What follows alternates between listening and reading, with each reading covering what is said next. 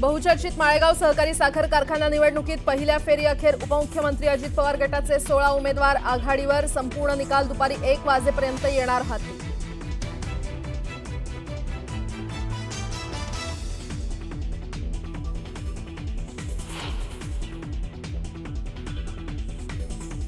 मला असं वाटतं की पहिली, दुसरी, तिसरी, चौथीमध्ये हिंदी असू नये।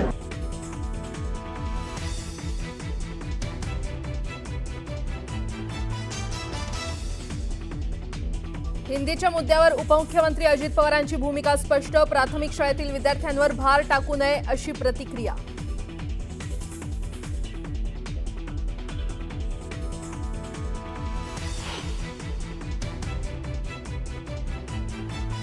ज्यांना कुणाला वॉच ठेवायचा आहे त्या सगळ्यांना वॉच ठेवण्याचा अधिकार आहे। त्यांचं सगळ्यांचं स्वागत। अजित पवारांच्या अर्थ खात्यावर मंत्र्यांना वॉच ठेवण्याच्या शिंदेंनी सूचना दिल्याची माहिती। तर अजित पवारांचंही ओपन चॅलेंज।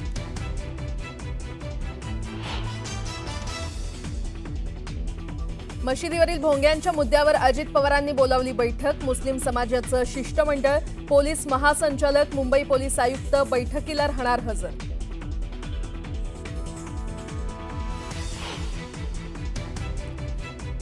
राज्यात भाजप पुन्हा नंबर 1 पक्ष होण्यासाठी मेहनत घ्या। वर्षावरील भाजप मंत्री आणि नेत्यांच्या बैठकीत मुख्यमंत्री देवेंद्र फडणवीसांच्या सूचना।